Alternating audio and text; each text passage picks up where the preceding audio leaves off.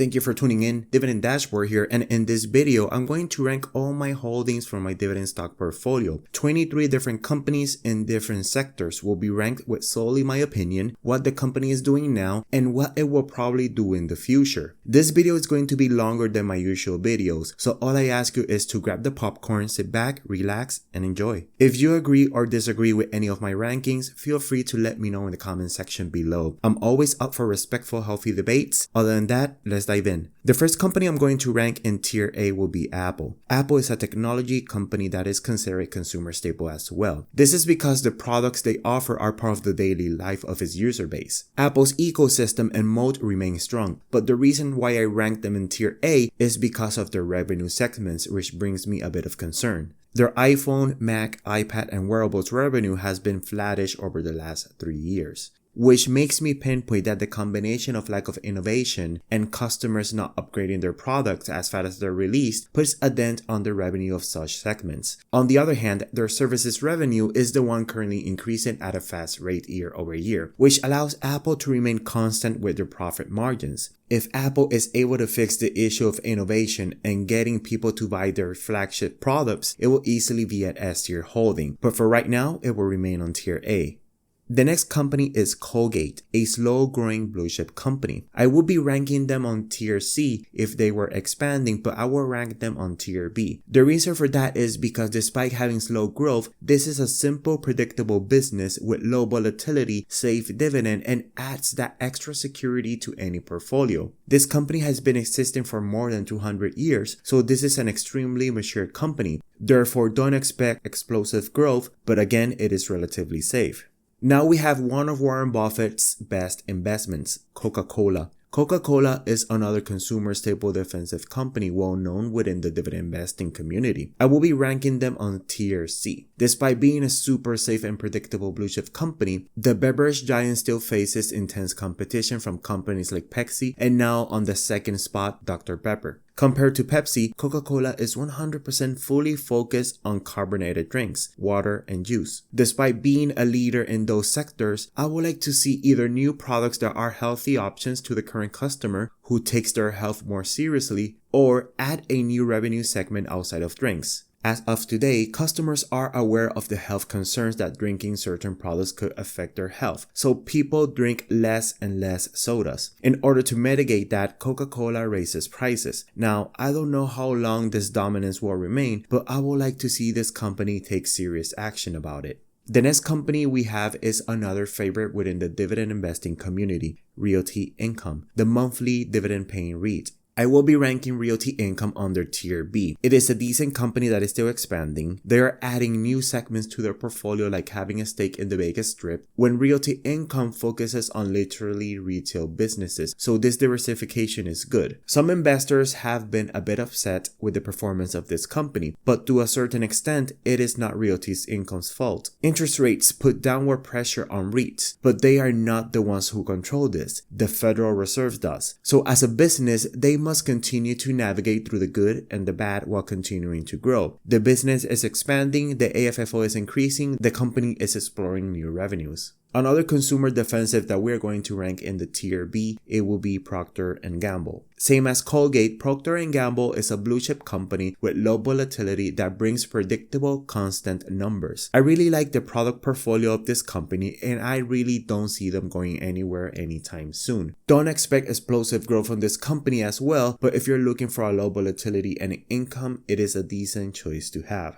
The next company is literally a trash company. Waste Management. I will put them in the B tier, and this is why. The company, in my honest opinion, is in their expansion era, investing heavily into the cost-saving procedures and new technology. While all of this is happening, the growth overall of the business is lagging behind. It is low. However, investors are interested in the future of the business and what it's doing to achieve such implementations. I would rank them as C, but Waste Management is bringing predictable cash flow, so I'll lead them in the B tier. If the company is able to achieve their pipeline of innovation and expand their margin, I will rank them tier A. Moving on, we have another consumer staple to the list, Clorox. This one will be ranked in tier C. Clorox needs improvements. I would put them on tier D, but what saved them was the ability to jump back from the massive cyber attack that destroyed their profits. But before this attack, Clorox already was a slow growth company that did not capitalize their pandemic boom accordingly. Compared to the other consumer staples within the same category, they have some recognizable brands, but not leaders in their segments. In order for me to put Clorox at least in tier B, they will need new leading brands, improve their current brands, or make an acquisition of a good company that is changing the game of consumer staples. Other than that, it's a predictable, safe, slow growth company.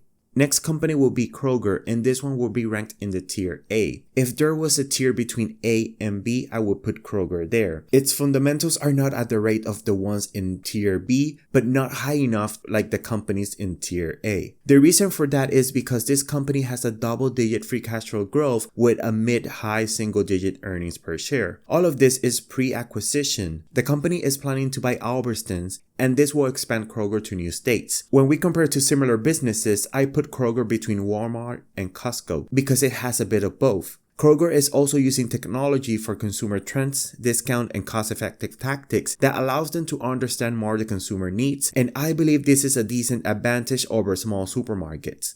Now, another consumer defensive company on the list is Kimberly-Clark. This one will be ranked in tier D. Despite being a consumer staple with predictable fundamentals and recognizable brands, this company is doing badly, and it has been that way for quite some time now. I thought Kimberly-Clark would be a holding that would turn their brand portfolio around and compete with similar consumer staples. That is still not the case. Its fundamentals are not as stagnated as Clorox after their cyber attack. I do not rank them tier F because the company is stable and bringing in cash flow. It's just not growing. Spoiler alert, this might be a holding that I could cut in the near future.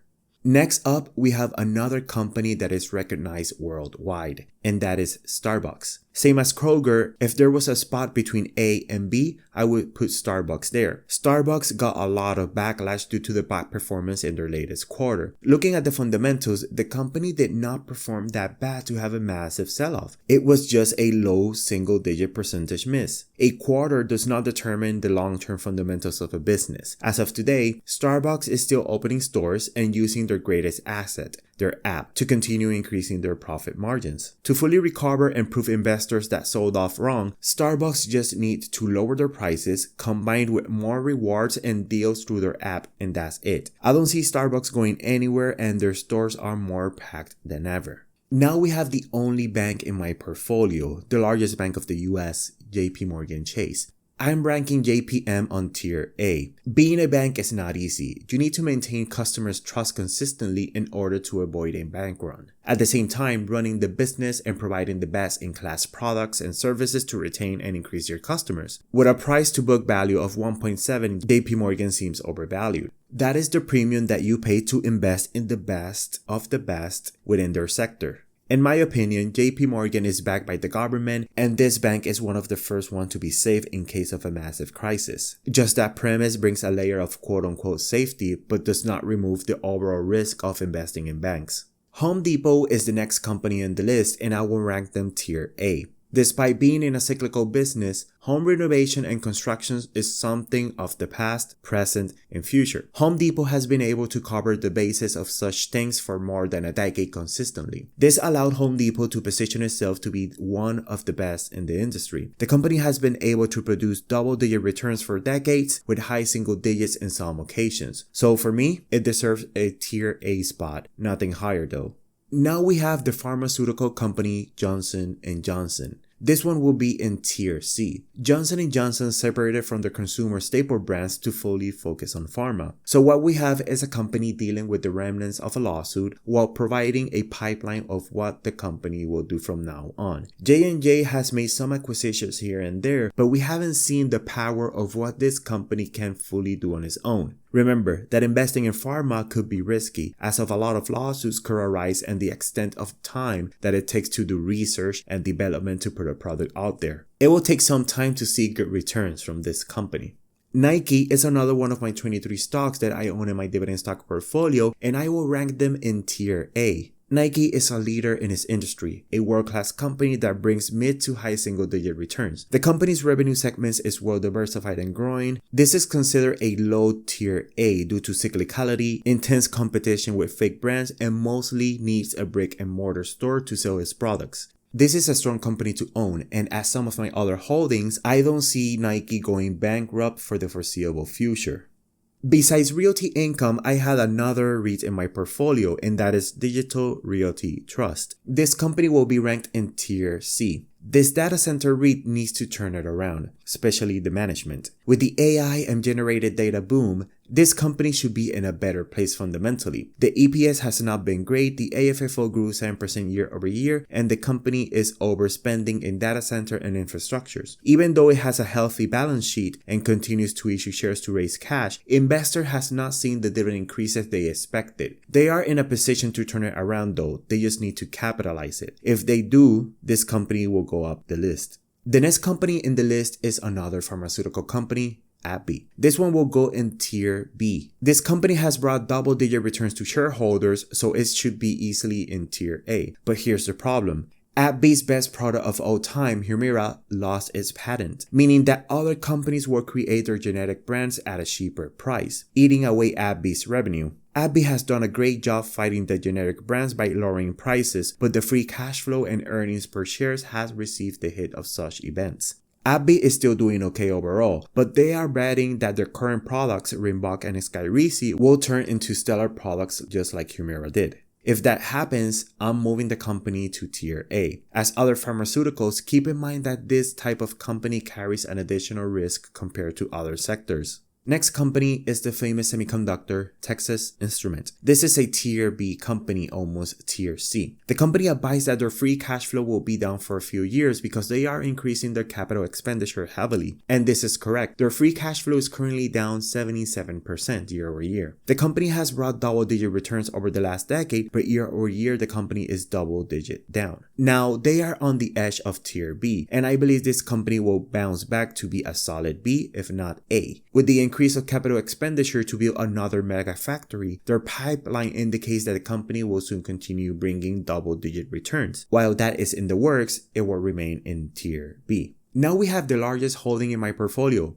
Hershey's, the simple and straight to the point consumer staple. It is one, if not the best consumer staple when we talk about snacks. A simple business model of selling sweets and salty snacks, consistently providing high single or low double-digit returns while the company is still expanding internationally. I'm ranking Hershey's on Tier A. They have overcome a lot of hurdles recently and still remain at the top. Management is doing an amazing job by beating Ozempic, intense competition, and cocoa prices. This company provides a well-balanced growth with stability to any portfolio, and to the cherry on top, they are shareholder focused. This is a well-deserved Tier A spot. Now we got the other beverage giant, Pepsi. This one will be Tier B, but on the low end. Pepsi has been going through the same struggles as Coca-Cola. Consumers are opting for healthier options, forcing Pepsi to increase their prices in order to mitigate the loss of consumption.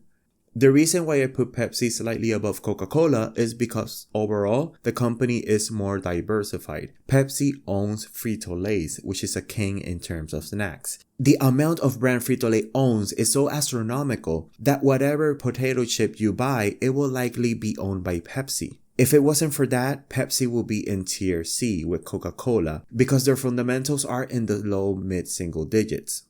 Now we got one of the best companies in the world, Visa. This company is going straight to the S tier. Visa is an absolute beast of a company when you read and learn about what it does. With profit margins over 50%, this company is an absolute compounder, consistently bringing high double-digit returns for more than a decade and a strong market dominance. You can't go wrong by having this company in your portfolio. It is currently the largest network, and their business model is so simple that allows the company to continue growing. Visa simply processes payments fast and securely between banks, customers, and merchants. That's their main revenue segment. But they also sell business data on the transaction and other add-on services, which allow Visa to make billions of dollars in revenue every quarter.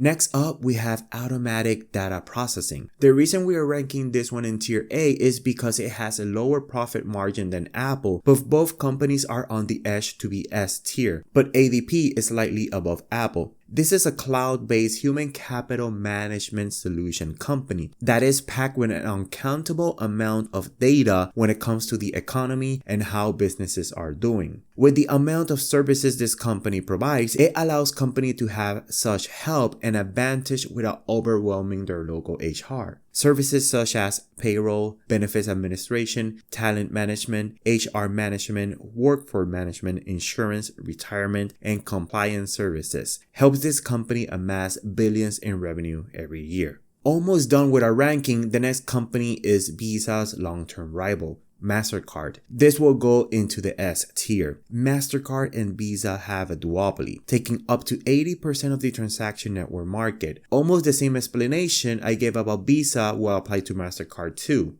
The slight difference is that MasterCard has more exposure internationally, which poses them for potential faster growth. MasterCard is slightly smaller than Visa in terms of MasterCard, around 100 billion, but overall, both businesses are relatively the same. And finally, the last company, Google. Another amazing company that will go straight to S tier. Google is a natural monopoly. No other company comes close to their search-based revenue segment. Also, YouTube belongs to Google, which in my opinion is one of the best acquisitions in history. All revenue segments from Google brings billions of dollars every year, and their latest revenue segment, Cloud, is starting to provide profit to the business. Google is the third largest cloud in the world, and now venturing into advanced AI, it opens the door to say that this company is not done growing. This is just getting started. Google makes so much money that they don't know what to do with it. It got to the rate that now the company will pay a dividend plus doing a massive share buyback. Another company that you can't go wrong by owning it. So there you have it, all my 23 holdings ranked. If you made it to this point, thank you so much for the support. This video took me a while to create, so you watching till the end, it means a lot to me. Criticism is welcome, so let me know if you disagree or agree with any of my ranking. Make sure to hit the subscribe, like button to support my investing journey, and as usual, thanks for watching. I'll see you in the next one.